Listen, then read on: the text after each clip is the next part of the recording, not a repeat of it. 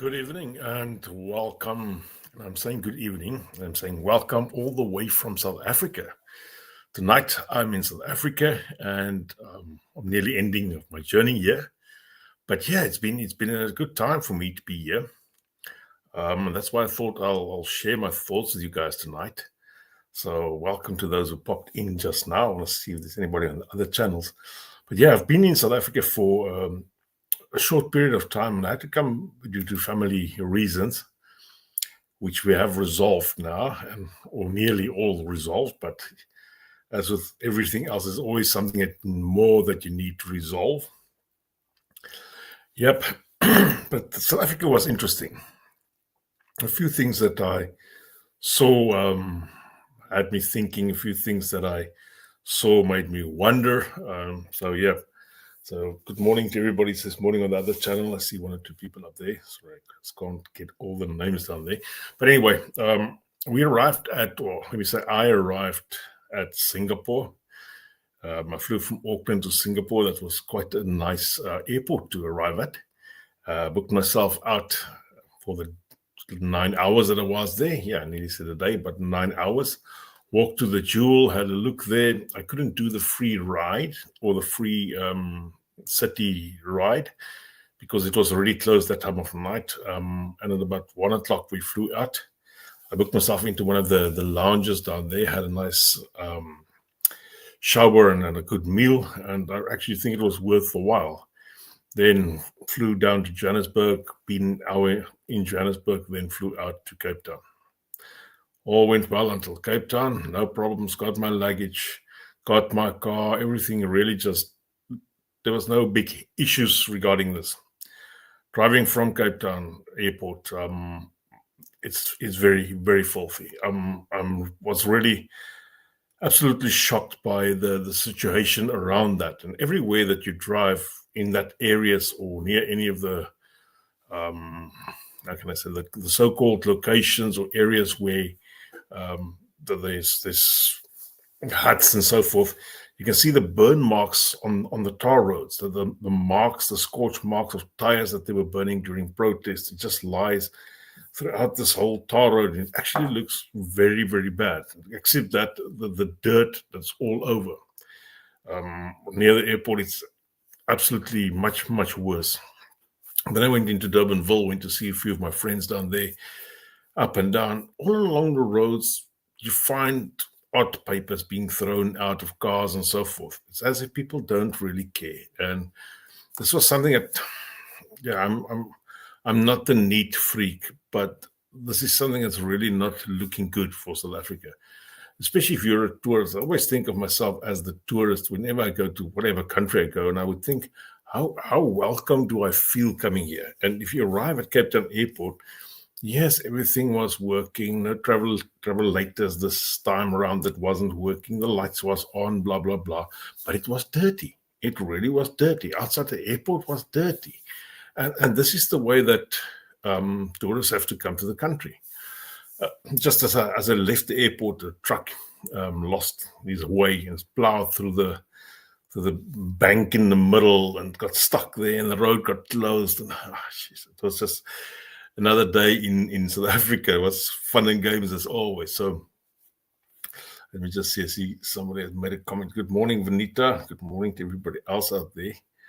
Yeah, guys, it was an eye opener when I arrived, and I once again realized, what we are living. We are living in absolutely paradise.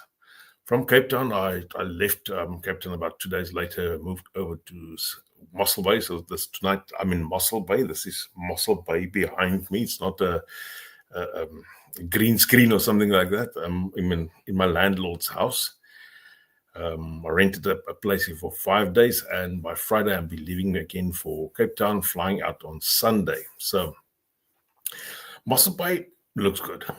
Let's be quite frank, Mossel Bay looks good. They're busy getting geared for the holiday season, which is December, January. They're just around the corner. So yes, Mossel Bay looks good. All around the area, the grass has been cut. It actually doesn't look that bad. Some areas, once again, in Cape Town, well, let me say the more middle-class type of areas in Cape Town, you see some of the grasses hasn't been cut. The pavements looks unneat. and so forth. But Mossel Bay was actually surprisingly well kept. To be quite frank, surprisingly well kept. The N2 I drove from Cape Town, except that there was one massive accident, and 2 kilometers further there was another massive accident. But it looks like everybody forgot about the second accident where there was a truck lying around. But everybody was at the first accident because there was about 20 police cars at the first accident, and they were just all around this. It was like a digger that's on the back of on a trailer that was attached to a butte or a bucky, as they call it here, and the digger just spun off the road, and the truck or the bucky rolled at the end of the day. So everybody was there, and the next accident, which is about 2 kilometers further, nobody was there. Only a few guys trying to work around the truck and trying to look what's happening and so forth. So yeah. But coming through there, all the way Malmesbury, the area down here, Riversdale, it's a beautiful area. It's a really, really beautiful areas. I can't find fault. I didn't see any potholes in the road, to be quite frank. I actually looked for them, but I couldn't find them. So I don't know the smaller roads. On Friday, we'll be traveling on some of the smaller roads. So I'll give a bit of feedback if the potholes is on the smaller roads, not on the bigger roads. But yeah, the roads, the N2 leading to Mossel Bay absolutely looked a good road. And South African as I am, very soon I was down to 140, 150 kilometers an hour, and I was just checking myself, saying, where are you going? What is the rush? Why? And then, yeah, that's one of those things. You just find yourself driving crazy speeds, and I don't know why. Once I've slowed down to about 125, so I had the speedo cruise on, I was thinking back, why was I driving that fast? I never do that in New Zealand, actually, so yeah. Good morning to Karen from Auckland and Megan Henry. Morning, Jan. How long ago did you visit SA prior to this? We were here, it's 3 or 4 years ago when both my sons got married, but I was only in the top part of South Africa. From Johannesburg, we drove all the way through to Uppington and only then came down to the bottom of Cape Town. But we were very small time that we really were in Cape Town. So, yeah, for me, not a lot has changed, especially Cape Town area, except that the housing population has gone crazy, absolutely crazy. So some areas, it looks like they looked 8 years, 9 years ago when we left. Other areas I could scarcely recognize.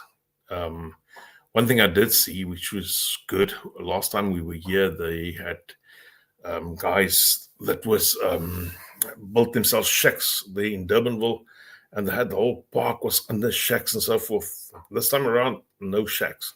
There's still a few guys, rough sleepers all over, but that you get in any city this size. So, yeah, good morning to my own wife, saying hello from that side. Yeah, she's been stuck home, and she's going to drive to Whangarei this morning, she says. She says she's the hero in the story now, going over the bridge. The bridge of Auckland is like her nemesis, but yeah. So, yeah. And as Bernard said, enjoy the time in the garden route. I have enjoyed my time. I've stayed in Mossel Bay. My mum was in Still Bay, so every day I drove through to Still Bay, and one day I had to go to see Telkom in George. I drove there. One thing I can say about the people that helped me, all of them, black, colored, white, they were all very friendly. That is one thing you can say about this area. I don't know the rest of the countries. I'm not saying you guys in the rest of the country is unfriendly, but I found the people around here very, very friendly. I saw no incidents of road rage. What I actually saw is that people used their hooters much less. It was quite interesting. Even the taxis used to, back in the day, 8-9 years ago, they used to hoot the whole time to get the guys to come and drive with them. This time around, I can't barely think of any time that I heard a hooter, which was not bad at all. Because hooters tend to make everybody on edge, because you don't know if they're hooting for you or just hooting. So, yeah.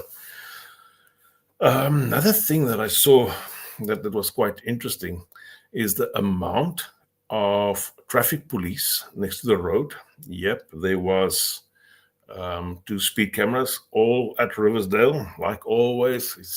It's one of those things. They never tend to disappoint down there, but yep, they were there in full force, and they actually got quite nice BMWs that they are driving around with. The one thing that I didn't see a lot of was the South African police. I saw 1 or 2 of their vehicles, and that's that. I saw a heck of a lot of armed response guys, those type of people. But the South African police were shining in their absence. So on average, the food prices that I've seen was a bit shocking. I'm going to be quite frank about that.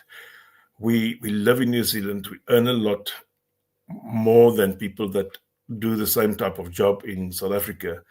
Our food prices are high, but South Africa's prices aren't very far off.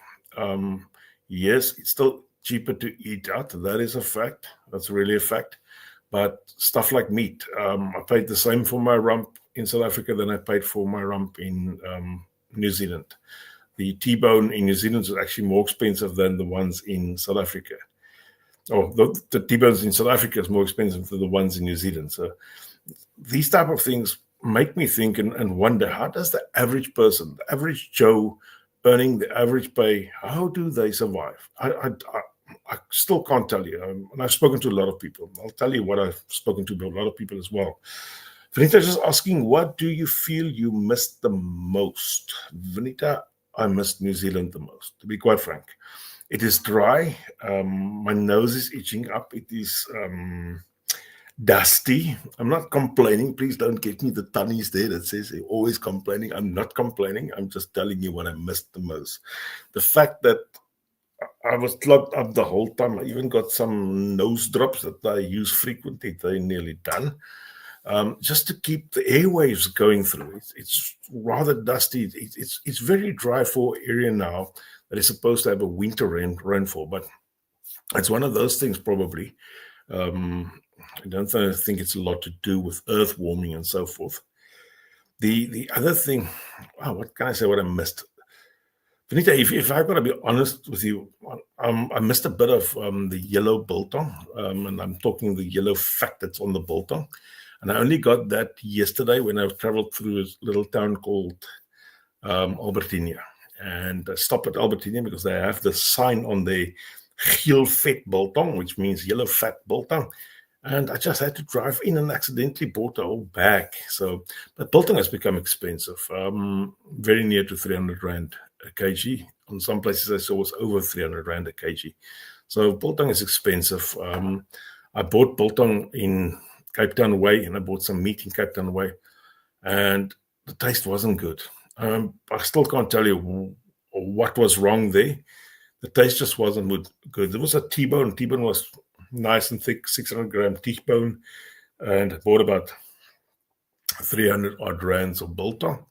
And I was really disappointed with this. I don't know if it had too little salt on or what. And this was a well-known place that I went to. And then I came to Mossel Bay, and my landlord said the one place called Tollies. Tollies is still open. I used to know Tollies for many years ago. I went to Tollies, and Tolly got me there behind the butcher, and how big do you want the steaks? And we had to cut the steaks, and it was very, very nice. And the steaks, absolutely stunning meat. Stunning meat. Yep. And then the Albertinia biltong, it was very good. To be quite frank, it was really good. I think if you got to put one thing that I miss the most, and that's the way and the friendliness of the colored people of the Cape. And yep, look, Capies, well, it's half all right, okay. And the other nice thing about every Cape Colored that I had a decent chat to, they are all rooting for the All Blacks, which is a bit of a wow. Okay, let's go, boys, let's go. My wife asking, how was the Spur? The Spur was a disappointment. I'm being quite frank. I went to the Waterfront Spur. I don't mind naming them. I'm not trying to shame them. I went to the Waterfront Spur. The Spur, the T-bone down at the Spur, plus I only took onion rings. I didn't want chips. And the tip was 500 rand, so that's $50 basically. They brought it on a hot plate. Hot plate was so hot that the meat was starting to burn at the bottom. And yeah, there's no real way they could rescue. And I love my meat, very rare. So yeah, Spur missed that one there. I haven't been to any other Spur. Wasn't going to be disappointed twice. So that's as easy as that. I can braai, and I've been braaiing every other night. Also got to say, the guys where I live now, the first place where I lived was all right, but old on the inside, but dated, but weird as well. If you sat on the toilet, you have to remove the toilet roll before you could sit on the and you hang like this. Quite interesting, yeah. Sorry, that's just my observation of the toilet usage down there. So, but the flat I'm in now, it's absolutely it's stunning. There's nothing wrong here. And then my landlord, yep, I spoke to him while I was still in New Zealand and asked about if I can braai and so forth. And he actually went and bought a kettle braai, which is standing outside. He's got full points there from me. And last night he came and said, do you want some fish? And he brought me a nice piece of fish and chips and cheese. He just pulled it off. So that was really a stunning meal as well. So it's something I didn't expect at all. Something that I find missing, and especially in your smaller towns and these type of things. Or let's go back to Cape Town. What I missed in Cape Town, and I was actually looking for this, and I couldn't find this, was the people of South Africa. The area that I stayed was in Blouberg, there where you can see the mountain. I posted some photos of that, but I couldn't see the South African people. Yes, there was people from Nigeria, people from Malawi, all over, but I found no colored people, and I couldn't see any normal Black South African people. So I wondered what happened to them. It clearly was people from total different country that was all over the place down there. And then in your little smaller towns here, yes, you see your colored people down there, but the larger colored population, it just looks like they disappeared out of the towns. It's my observation. I could be totally wrong. But it's just my observation. And it looks like they've been taken over by, I would believe, Malawi or Zambians or Nigerians. I don't know exactly where these people came from. The one that I spoke to said he was from Zambia. But that was just interesting that even those countries are finding, like I say, some sort of foothold down in South Africa. So, yeah, and then driving from Mossel Bay all the way back to Still Bay every day, and from Still Bay every day back to Mossel Bay. My mum was in the hospital when I had to make the accommodation, and I didn't know if she's going to be in George or in Still Bay at the old age home. And they released that week when I flew, so I couldn't change the accommodation really back to somewhere else. But it's a quiet area, no big issues down here. Yeah, and Mossel Bay has changed in total. I went looking for a few friends of mine just to find out they all died. Everyone that I was looking for, except the one guy. I actually went to his house this morning. He's in bed. He's wheelchair bound, but he's in bed this morning. He had something wrong with his kidneys. So we had a bit of a chat down there before I had to leave to go back to my mum in Still Bay. So, yep. It was just quite interesting. You go with this idea that you are going to see a few friends, because I left the wife home and thought, well, I am here. Let's go and see if I can find this guy and that guy. I just want to see how they are. And each one of them, dead. Yeah. Benita just asking, or Charmaine van der Walt saying, South Africa has been taken over by illegal immigrants. Yeah, I haven't asked them if they were legal or illegal, but I got the feeling that the people that's there hasn't been in South Africa for that long. So, Benita Herbers, do you feel safe? Will a female feel safe by themselves? Oh, that's a tough one. I didn't feel safe, to be quite frank. Driving in Cape Town, I had my finger on the button that closes the door about 10 times every minute just to make sure that all the doors have been locked. Nowhere anybody came up to me. Nowhere I could see anybody threatening me, but you just have this presence around you when you are there. You look over your shoulders, you see who's coming to your car. If you're at a robot, you give yourself an area where you can move around. And that came back like this. When I got into the car at the airport, I was back in fight and flight mode. It just came naturally to me. And yeah, that is probably not the way you want to live, because I sometimes drive in New Zealand, and at the end of the trip, I can't even remember which places I passed. I mean, most of us are like this. But in South Africa, I was fully aware of every robot, even before I stopped there, what is happening there. For the other guys, a robot is a traffic light. Yeah, even intersections where there's stop streets, you just tend to stop and go. You don't hang around. If I need to be quite frank, I've arranged my meetings so that in the areas where I had meetings, I would sleep in that area so that I don't need to travel at night, really. I haven't traveled at night at all. I was thinking of a bit later because it's about just past 8, 20 past 8 here. I was thinking of a bit later, just popping off and driving around to the Punt to see what the moon and the waves look like in the night. I haven't seen it in a while. So, and the ocean has been really playing along. The waves have been ultra high because it's full moon, and yeah, that's always a nice. And I'm gonna say it's a nice experience, and the ocean in South Africa just smells different than the ocean in New Zealand smells for me. So that's just one of those things that, yeah. Would you be safe as a female traveling alone? I think if you stick to the tourist hotspots, the waterfront, those type of things, get on guided tours and so forth, you'll probably be okay. But if not, I won't suggest that. It'll be stupid for me to suggest that you will be 100% safe. But on average, yeah, if you ever got a very reliable vehicle, travel during the day, during the night. Not even I'm trying to travel during the night. So, but that's just in short. So if anybody got any questions, please ask away and let me hear.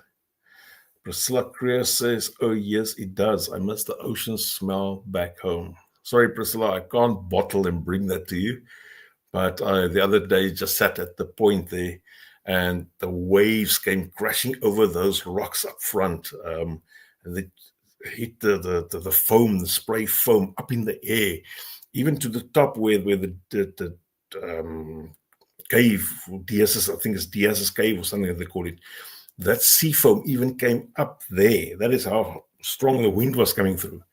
And the smell of that ocean was just something totally different. So, yeah, I can't say I missed it, but it does smell different. You feel different when you smell it, and it's something you've smelled before, and it brings some good memories back to you. So I ate some ice cream, once again, real soft serve with some caramel dip over that. My mom wanted some chocolate dip over, and we had ice creams like young people, and it just was fun. Yeah, now, old people can also eat ice cream, so you oldies can go and get some ice cream, please do that. At current the exchange rate, I get about R9.90 for $1, and it's not good for me. Neither is it good for the country. If the country doesn't have an exchange rate of about 11, it becomes expensive. And I think that's probably something that also worries me a bit for the future of South Africa and the future of the economics down here. Especially people, when you see them sitting at robots and waiting for opportunity to go work somewhere, and there's heaps of them. There's really tons and tons of people sitting there. The other day when I arrived in Cape Town, I was at the Spurton spot, I think at about 2 o'clock in the afternoon, and there were still people sitting around there waiting for jobs. So, and if these guys don't get the job for the day, they don't get food for the day. Yep. Felice Smith just saying, "Morning, you must eat a Dagwood at the Roadhouse before you come home." Thanks, Willem. I'll do that. I think go look for a nice Dagwood. I haven't had a Dagwood in 10, 12 years. So I was actually looking for a place to sell me some afval, but yeah, I can't find a place that sells afval down here, believe it or not. Bonita's saying, I guess you'll be on the diet when you get back. Bonita, you are quite right. I've got to lose some weight. And now I still got to lose some more, but it's just one of those things. Yeah. All in all, I can't say that I found anything majorly disappointing. It was filthy when I left. It's still filthy. Some areas which in the past was worse is looking a bit better. Let's be quite frank. The N2 on average is not too bad. The amount of rubbish next to the road is still not the standards of New Zealand, but it's also not like Cape Town, around Cape Town and the airport. So yeah, things have been done. That makes that a bit better. And I think it's all to be done in the preparation for the upcoming holidays that will soon be in South Africa. So if you go to the beaches, Hartlepoort Beach was a lot of people sitting already. So somewhere along the line, I don't know if the schools have closed already in South Africa. And if you know, let me know. Yeah. Seren Manu, so I haven't got my glasses on. Go and have the original Nando's. Those stuff burn, man. Jeez. Yeah. Bernard Delpert say Anchor Viking restaurant in Muscle Bay for seafood. Okay. I was thinking of getting a bit of seafood somewhere before I leave, but I haven't really given a lot of thought of where. So Brita just saying that Nando's is not the same in New Zealand. So definitely not the same. No, I had Nando's in New Zealand as well. I think 2 or 3 times and just decided it's not really worth it. I'll rather stick to Kentucky than you get it oily as well. Mariska saying the school holidays started on Friday. Okay, so the school holidays in South Africa is currently on the go, started on Friday. So that's why there's quite a lot of people at Hartlepoort already. I haven't tested the water, to be quite frank. I know the waters down here is better than Cape Town. And I've walked on the beach of Cape Town about for 5 meters or so. But I just looked at that water and thought, yes, you guys must be ice cold. The one thing that was interesting, today was a different day, but I also had my hoodie on already today while I was braaiing outside. The wind is cold, and I just find it colder than New Zealand. That was what was quite strange, that the temperature on average was about 2 degrees hotter than where we live in Tauranga, but I just found it colder than in Tauranga. I don't know, it could be that I got some virus on the airplane while traveling, but that was just interesting for me that I was suddenly now getting cold. I mean, I've been sleeping with a t-shirt on the whole time while I've been here, and I don't sleep with a t-shirt on at home at all. So yeah. Chad van der Walt say, is there any specific reason for the drop in exchange rate? Chad, I don't know. I haven't looked into that really. My wife's saying I must have a wimpy burger for her. I must lose weight, Lavi. I must lose weight. So yeah, Vanita saying the water is freezing in New Zealand too. Yeah, but it's at least about 30 now. So Michelle Saltzwitz is saying, I'm sure you will appreciate New Zealand so much more after a visit to South Africa. It is. Even now, I'm longing to come home. It's time for me to move. And I haven't been here for a week yet. So yeah, it's just the way that I am. All right, guys and girls, it's been nearly 30 minutes that you've listened to me. So thanks for that. I'm leaving on Sunday, arriving back, I think, on Tuesday something. Then I'm stuck for 2 days in a hotel in Auckland because I've got a congress there. But yeah, we've still been working the whole time. It's been interesting working remotely. I was thinking that the internet would be better or worse. I don't really know what I expected, but the internet sometimes is very, very slow, and then it picks up and runs and slow. But yeah, internet here, they have about 100 megabytes per second. That's about the speed the internet has. And then the cell phone internet is just as slow. It's just sometimes a bit frustrating. So you still get that ticker while you're opening a web page. So, all right, guys and girls, that's me. Thanks for your time this morning. Next week, I'll be back in New Zealand. I'll have a chat from there. And the week thereafter, somebody's joining me. And it's going to be a very, very interesting chat. So, yeah. Priscilla, I'll see you in 2 weeks' time. And to everybody else, enjoy your time in New Zealand. And if you guys just go on, please. Thank you. Bye.